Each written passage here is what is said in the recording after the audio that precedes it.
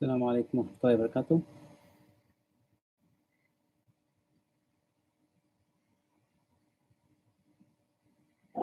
Hoping I have somebody who can see me or hear me right now. If you're able to, inshallah, if you can just confirm that.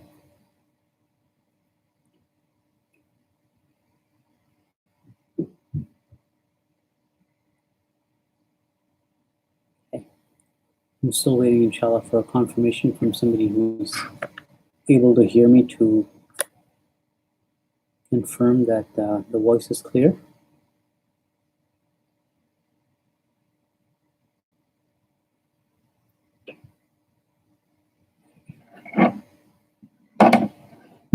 Alaikum assalam.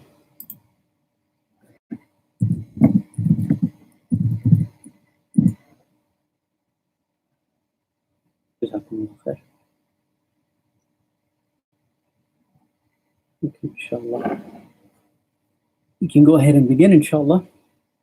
Alhamdulillah Rabbil Alameen. Wassalatu wassalamu ala Rasulil Kareem wa ala alihi wa sahbihi ajma'in.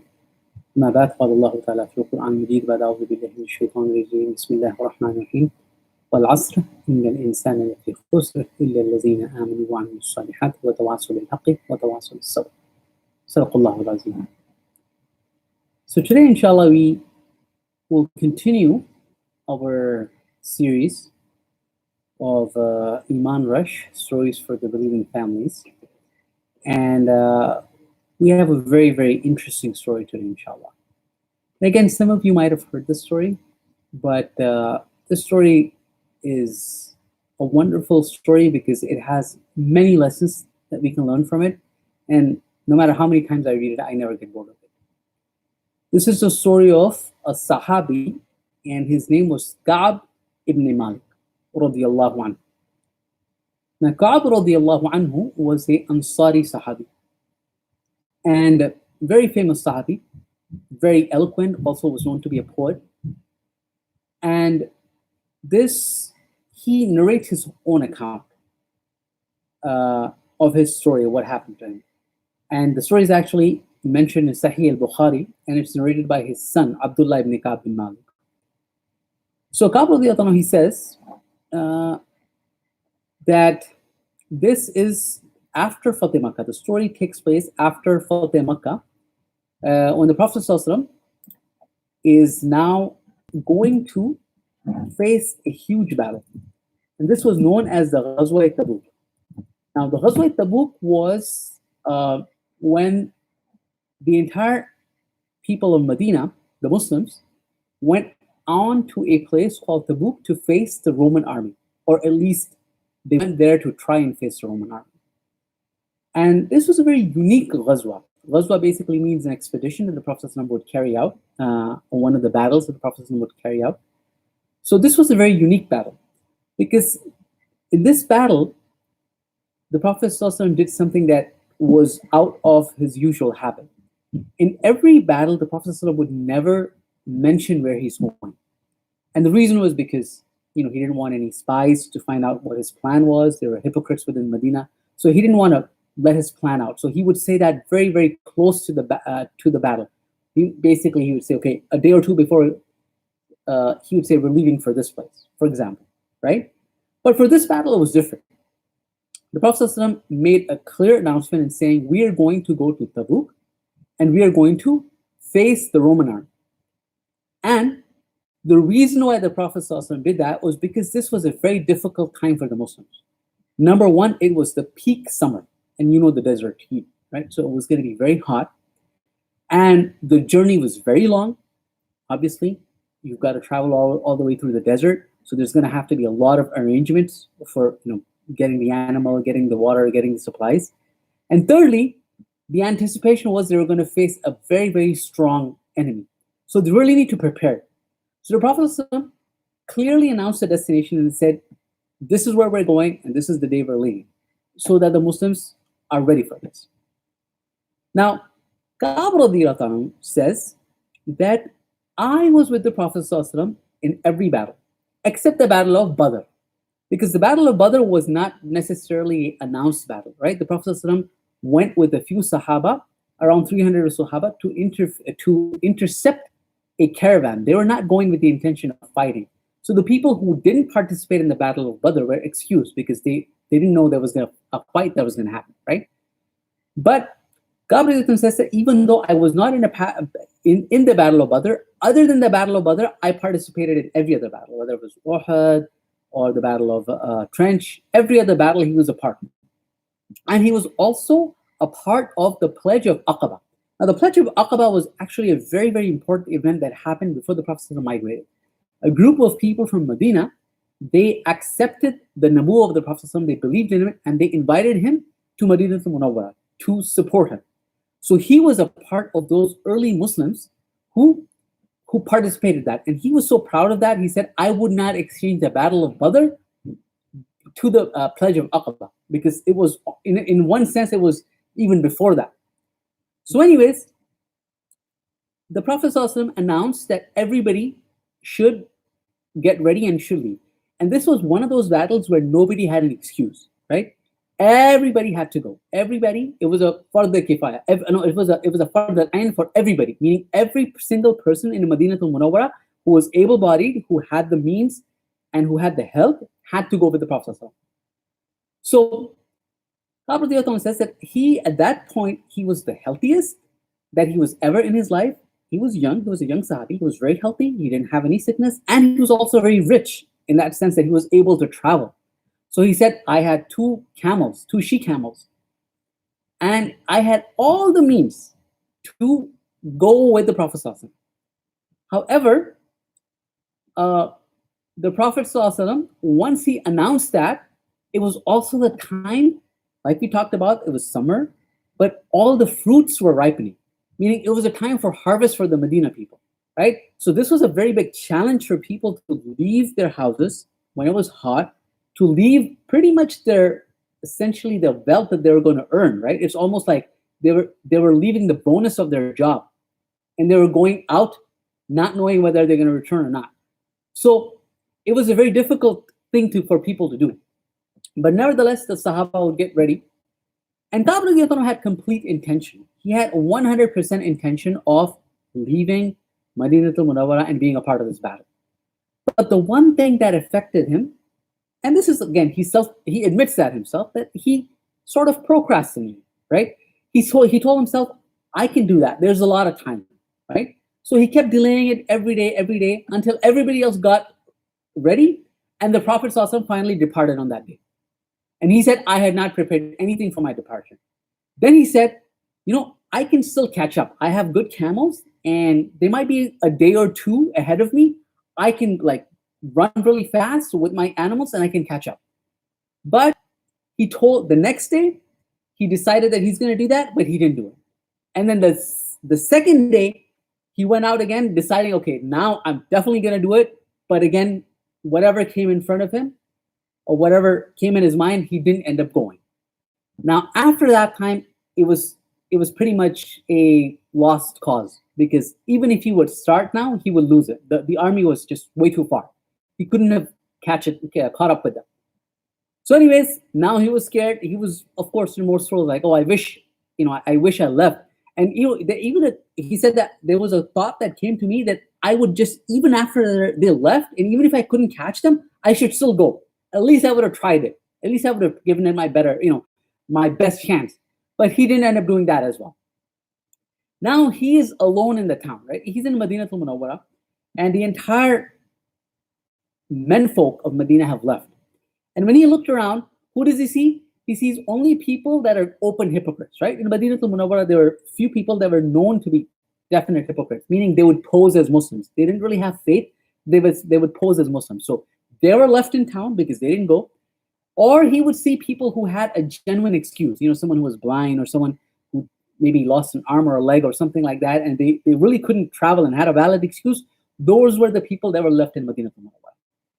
Now, Ka'b says that after the Prophet reached Tabuk, he actually cared and loved Ka'b so much that he asked about Ka'b. He asked to the people who were there, where's Ka'b? What did Ka'b do? I don't see Ka'b here. So one man from the tribe of Banu Salama, he said to the Prophet, Ya Rasulullah, he has been stopped by his two garments and he's looking at his own flanks with pride. Yani, he just got too busy with whatever comforts he has, his wealth, his wives, whatever things that he had with him, he just got comfortable and he just didn't want to leave. Then another Sahabi, another famous Sahabi, his name was Mu'ab bin Jabal radiallahu anhu. He immediately defended Ka'b radiallahu anhu. He immediately reprimanded that man. He said, "What a bad thing you have said. By Allah." Then he told the Prophet ﷺ, "Oh, Ya Rasulullah, by Allah, we know nothing about Ka'b radiallahu anhu except that he's good." The Prophet ﷺ didn't say anything. He just kept silent. Now, anyways, the battle ended up, you could say it was a no-show from the sides of the enemies. Nobody showed up. Nobody showed up. So the army went, and then they camped over there, and there was really no battle that took place, and they were coming back. So as everybody was heading back, the Prophet found out the Prophet is coming back. Now he got really worried. What am I going to do? Tomorrow, Prophet is going to come. What should I do? What should I do? And now he started taking the advice of people. And some people basically gave him the advice that, just make something up. Make something up, and the Prophet will ask forgiveness for you. You're a good man. You can get out of the situation. So at that time, he said, okay, maybe that's what I'll do. I'll just, say something, sort of maybe a little play of words. Like I'm not really lying, but I'm not saying the truth either. So maybe just kind of get out of the situation, right? So Prophet came, he arrived to Madinatul Munawwara, and it was Prophet's habit that he would not go back home immediately when he came back to Medina. He would go to the mosque first, he would offer 2 rak'ah prayer, and then he would sit and meet the people, and then finally he would go home. So when he was doing that, all the people who were left in town, yani who didn't go for the battle, they started coming, and they started offering their excuse one by one, right? Now, mind you, all of these people, except for a very few, all of them were hypocrites, right? There are people who really didn't believe in the Prophet ﷺ, or they had some kind of doubt in their faith. So they started coming up with all kinds of false excuses and lies. And they would come and they'd say, "Oh, Prophet Allah, I would have come with you. However, X, Y, and Z, this and this happened. So please make forgiveness." Prophet ﷺ didn't ask any questions. Whatever they said, he said, "Okay, I accept your excuse." He took their pledge of allegiance from them and he said, "May Allah forgive you." And then he left it at that. He said, whatever the secrets of their heart are, Allah subhanahu wa ta'ala will judge. So there were about 80 men like this. Now finally came the turn of Ka'b radiallahu anhu. He comes to the Prophet ﷺ and he greets him. And the Prophet ﷺ then smiles the smile of an angry person. One of those smiles when a person is smiling, but you know that inside he's upset with you. Inside he's upset with you. So the Prophet, the Ka'b radiallahu anhu could sense that. And then the Prophet ﷺ calls him and says, "Come on." And he comes walking to him and he sits before him. Then the Prophet ﷺ asks Ka'b radiallahu anhu, "What stopped you from joining us, Ka'b? What stopped you from joining us? Had you not purchased an animal for carrying you? Yani, did you not have the means?" Ka'b radiallahu anhu said, "Yes. O Prophet Allah, yes." And then he said, "If I was sitting before any person from among the world other than you, I would have avoided his anger with an excuse. By Allah, I've been bestowed with the power of speaking fluently and eloquently. And by Allah, I know very well that if I tell you a lie today to seek your favor, Allah will surely make you angry with me in the future. But if I tell you the truth, you will get angry with me now, but I hope for Allah's forgiveness in the future." So basically what he's saying is, now Ka'b radiallahu anhu, mind you, like I said, he was a very eloquent person. He could really speak. Some people just have that ability to speak really clearly. He was that. And he said that I can very easily lie myself out of this. I can say a very good and sleek lie, and I can please you. And you will ask forgiveness from me, just like how the other people are saying. But I'm not going to do that. I'm just going to say the truth. I have no excuse. I have absolutely no excuse. I was strong, meaning healthy, and I was wealthy as well. I had all the means to come with you, but I didn't. So he comes out clean. He just basically says, this is what happened. Prophet ﷺ says, as for this man, he has said the truth. So go until Allah decides your case. So basically the Prophet ﷺ said, okay, he accepted it. He said, and the Prophet ﷺ immediately recognized that he's saying the truth. But at this point, he didn't say anything about him. He said, Allah has to decide what happens to you. Because like I said, this was a explicit command. There was no excuses. No, unless somebody had a valid excuse, you had to come. So unfortunately, he happened to not follow that order very, very clearly, right? Then, as he was going up, some of the men from his tribe, they came to him and said, come on, Ka, why did you do this? By Allah, we never saw you do anything wrong before this. Just go and tell the Prophet ﷺ, just like how the other people did. Just like how the other people did. Just say something, and the Prophet ﷺ will ask Allah to forgive you, and that will be enough. That will be enough. You'll be forgiven. And then he started kind of second guessing. He said, should I have done that? Should I just go back and should I just tell him that? Then he asked, look, is there anybody else who's in the same situation as I am? I know those people got out of even though everybody knows that they're lying, but is there anybody else who is truly a good person, who's known not to be a hypocrite, and who's in the same situation as I am? He is told, yes, there are two other people. One of them is Murara bin al-Rabi al-Amri, and the other one is Hilal bin Umayyah al-Waqifi. He said that, and these two people were very pious people. And these are people who were not ordinary people. They were people who attended the Battle of Badr. Now, personally, for me in this entire story, this is the thing that gets me the most scared. Because these two people are not ordinary people, right? Ka'b radiyallahu anhu himself was not an ordinary Sahabi. He was amongst the Sabiqun, the very, very early Sahabi. But these two Sahabi, both of them, they participated in the Battle of Badr. In spite of that, they are given the same quote-unquote punishment, right? They are going to have the same punishment where everybody is going to boycott them. So this goes to show that no one can be content with something good that they've done in the past. No one can say, okay, alhamdulillah, I've done so much good, now I can just take it easy. I can just take it easy and we'll see what happens. MashaAllah, I prayed all my Fajr prayer, all my Farad prayers. I just want to leave a few now. I think I have that margin of error. I'm just going to let it go a few now, or I'm not going to pay zakat for 1 year because I paid zakat for all these years. No one can ever make that excuse. You have to understand that a fard is a fard. When Allah subhanahu wa ta'ala asks us to do something, there's no question about it. But anyways, these three individuals are now amongst the people who are told, just go back and wait until Allah makes a decision. So when Ka'b finds out that there are two extra people, he says, I did not change my mind. And I said, I'm just going to stick to what I did. I've said the truth, and now I'm going to see what's going to happen. Now, the next thing that happened, that a prohibition was given to all the Muslims from interacting with them.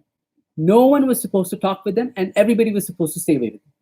Now, understand, this is not easy, right? You live in a town, you wake up one morning, your mom's not talking to you, your dad's not talking to you, your brothers are not talking to you, your sisters, your friends, your teachers, no one's talking to you. You're in the town, you know everybody, but everybody's giving you the silent treatment. It's not easy, right? And Ka'b was a young man, he was a young man. The other two people, they're older. They're older in age, so they stayed in their houses and they just kept on crying and crying. But Ka'b, he was young, he was healthy, he used to socialize, so he would go out and he would try to talk to people, but nobody's talking to him. Now he would go and he would pray in the masjid with the Muslims, right? And he would go and he would pray right next to the Prophet ﷺ. He'd pray right next to the Prophet ﷺ. And then he would actually say salam to the Prophet ﷺ. He would go and he would say, Assalamu alaikum ya Rasulullah. And the Prophet ﷺ wouldn't reply. But then the Ka'b would look at his lips. Did he move his lips like slowly, underneath his mouth? Or underneath it? Did he move his tongue underneath his lips to return my salam or not? And then he would start offering his prayer near to the Prophet ﷺ. And then he would look from the side of his eyes. Sometimes, like when you're praying, you still have like a little field of vision on the side. So he would notice that the Prophet ﷺ is actually looking at him. And the Prophet ﷺ loved Ka'b. There's no question about it. He asked about the Ka'b specifically while he was gone in Ghazwat Tabuk. So he remembered. He didn't ask for anybody else. So he definitely loved Ka'b. So the Ka'b would notice that the Prophet ﷺ was actually looking at him. And then when he would, do salam, then he would look at the Prophet ﷺ, and the Prophet ﷺ is turning away now. Now he turns his face away. Anyways, now all of this is really weighing on him, right? Nobody's talking to him. The Prophet ﷺ is not looking at him, not replying to his salam. Then he decides to go to his best friend. Now, who's his best friend? Abu Qatada. Abu Qatada is actually his cousin, and he says he's the dearest person to me. And they probably grew up together. They knew, they were like buddies. One of those people that shared all secrets. No matter, if he got sad, he would just, you have those people, or you have those friends or cousins that you would go to. I have a cousin like that, so I would just kind of go to him anytime I have some problem, or something that I need help with. So he goes to his house. He goes to Abu Qatada's house, and Abu Qatada has a big house, and he has a large wall, right? So now he climbs the wall. Ka'b climbs the wall, and then he looks down, and there he sees his cousin, and he says, "Oh, Abu Qatada, I'm requesting you for the sake of Allah. Don't you know that I love Allah and His Messenger? You know me. You know me from day one. You know that I've never done anything wrong. You know I'm sincere. Just tell me. All I want to hear from you is one thing: is that you believe. That's all that I need to know from you." Now he doesn't say anything. Right? Now this is also very interesting, because I'm sure Abu Qatada knew about Ka'b, right? He knows that he's a good man. He's been with him, and nobody's seen anything. He's never done anything bad before. And he could have sort of just signaled, said, "Yes, you're good. I believe you," right? But the order of the Prophet is nobody should be speaking. Nobody should speak anything. So he keeps quiet. And then now Ka'b is even more agitated. He said, "Look, come on." He's asking again and again, for the sake of Allah. Then finally, Abu Qatada, he says, "Allah and His Messenger know better. Allah and His Messenger know better." He doesn't answer the question. That was the final vote. That really got Ka'b. He just went down, jumped off the wall. He's crying now. He's completely hurt. And while he's doing that, as he's walking back home, he sees a strange man. And this man is definitely not from the town of Medina. And he's asking for Ka'b. He's asking people, "Who will show me where Ka'b bin Malik is? Who's Ka'b bin Malik?" And the people, they just pointed to him, point that man, "Okay, that's Ka'b right there." So the man comes to Ka'b bin Malik, and he gives him a letter. And this letter is from the king of Ghassan. So this is like a person from a different area called Ghassan, and it's a Christian kingdom, right? Now this letter, basically, the king finds out that the Prophet ﷺ, is giving, this is the punishment that's being prescribed to Ka'b. So now he essentially is trying to bribe Ka'b. He says to Ka'b in the letter, "I found out, or I've been informed, that your friend, that is the Prophet ﷺ, has treated you harshly. And you are not allowed to basically, live in this place at peace. So come join us, and we'll support you." When he read this, he said, "Subhanallah, this is a test. This is a test." He takes a letter, he lights a fire, crumples the letter, throws it in there, just gets rid of it. Now, 40 nights have passed, right? 40 nights have passed in this way. Imagine like a month and 10 days, and nobody's spoken to him. Then comes the final order, which is even more harsh. What is the order? A man comes to Ka'b and he says, "The Prophet ﷺ has now ordered you to keep away from your wife." Now, Ka'b, he doesn't care. At this point, he just wants to obey to whatever the Prophet ﷺ is saying. So as soon as he hears that, he says, "Do I need to divorce her? Do I need to just be away from her permanently? Or what should I do?" So he says, "No, you're not. You won't have to divorce her, but you shouldn't spend time with her as a husband and wife spend time." And the Prophet ﷺ said the same message to the other two people as well, the other two Sahabis. Then what does Ka'b do? He tells his wife, "Go to your parents and just be there until Allah subhanahu wa ta'ala decides what needs to be done." Then Ka'b finds out later that, what did the other people do? Right? What did the other people do? So remember, I told you that the other people were old. So one of the people, one of the other two persons, Hilal bin Umayyah's wife, she comes to the Prophet ﷺ, and he says, "O Messenger of Allah, Hilal is a very old man, and he has no servant to attend him, and I'm the only person who can help him. Do you not want that I should serve him?" The Prophet ﷺ gives her the permission. He said, "No, you can serve him, but he shouldn't come near you like a husband and wife interact." And she says, "By Allah, since the day this has happened, he has never stopped crying. He has no desire for anything. Up from that day till now, all he does is cry." Subhanallah. So some of the people, they come to Ka'b and they said, "Why don't you tell your wife to go ask the Prophet to do the same thing that the wife of Hilal bin Umayyah is doing?" He said, the Ka'b said, "No, he's an old person. He needs help. I'm not. I'm young. I'm not going to take that excuse." Then he sends his wife again, to her parents. Now, it's about 50 nights. 50 nights have been completed. These three people are completely boycotted in Medina. pious, righteous individuals, participants of the Battle of Badr, one of them a participant of the Pledge of Aqaba. 50 nights have passed. And finally, on the 50th night, or basically the 50th morning, Ka'b radiyallahu anhu is praying Fajr on the roof of his house. And he was just sitting there, dejected, completely like feeling like his, the entire earth is strained and restricted. And then he hears a voice, a man shouting from from far away, "Oh Ka'b, glad tidings to you." As soon as he hears that, he immediately falls in prostration. He realizes that perhaps that this is the opening that I'm looking for, the relief that I'm looking for. And then a man comes on a horse, like shouting on a horse, right? And he comes in and he gives him the glad tidings. He said, "Oh Ka'b, you have been forgiven. Oh Ka'b, you have been forgiven." And this announcement has been made by the Prophet ﷺ after he offered the prayer, Fajr Salah.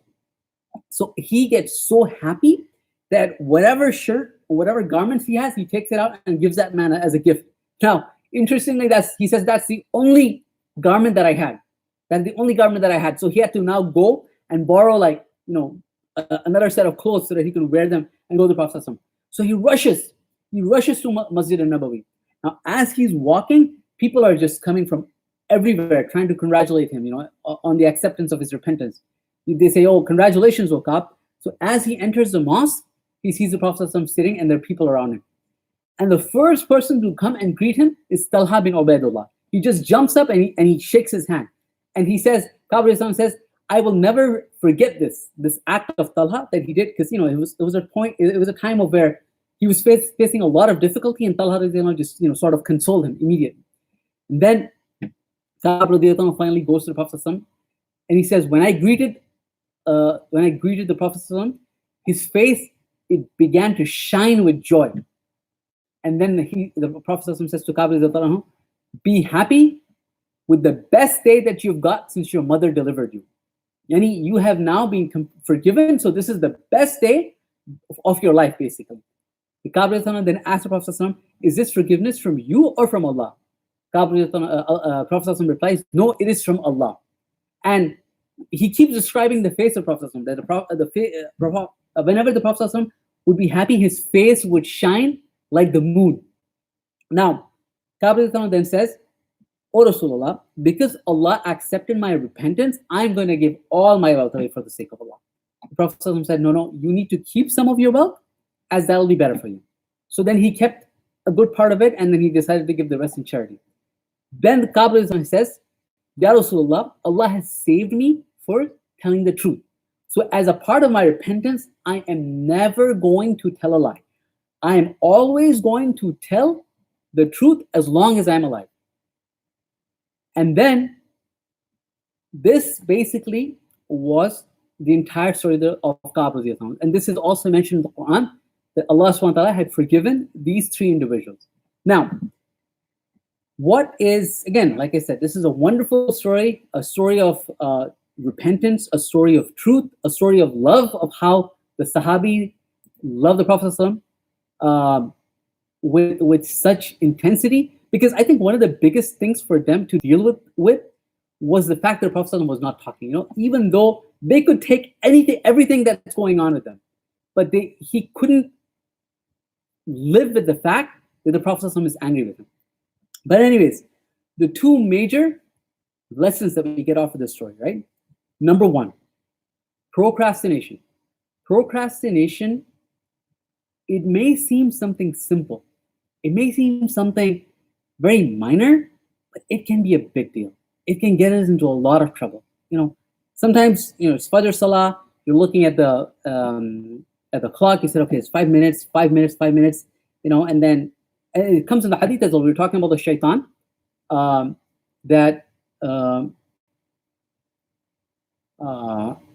so it was talking about, sorry, I just got a message where I was reading that. At Fajr Salah, shaitan really tries to make a person sleep, and there are 3 knots tied behind the back. And when the person gets up and he mentions the name of Allah, 1 knot isn't tied. And then if he does wudu, the 2nd knot isn't tied. And if he prays Fajr, the third knot is untied. So the important thing is we should never procrastinate. Procrastination may look like something simple, but it can get us in a lot of trouble. Number one. The second moral of the story is truth. Now, Ka'b radiyallahu anhu could have very easily gotten out. He knew how to talk. He knew he would have been very, very, eloquent, and he could have basically given an excuse, and Prophet even would have, made dua for him. But he realized that if I don't say the truth right now, eventually I'm going to be exposed. The people who were hypocrites eventually got exposed. Allah subhanahu wa ta'ala didn't forgive them because they had no valid excuse. Ka'b radiyallahu anhu, even though it took 50 days, but in spite of that, he continued to stay steadfast, and his truth is what delivered him. So may Allah subhanahu wa ta'ala give us the tawfiq and make us stay away from any kind of laziness and procrastination. And may He subhanahu wa ta'ala always make us speak the truth. So Sheikh Saad asked a question about a brother who wanted to attend or have these lectures. So yeah, of course, Sheikh Saad, definitely. Inshallah, I can set it up on my cell phone or have my cell phone ready. And if anybody wants to join in or call in, they should be able to do so. There might be another way that we can do that. I can ask Brother Sajid if there's some other way that we can maybe stream it through the phone along with the YouTube. So inshallah. So may Allah subhanahu wa ta'ala again protect us all from the fitna that is going on. May He subhanahu wa ta'ala keep us all safe, our families safe. And inshallah, we will try to meet again tomorrow. I think we have 3 more days, and we'll continue again stories from the Hadith and the Quran, and inshallah derive lessons from that. Wa akhiru da'wan, alhamdulillah rabbil alameen. Jazakumullah khair.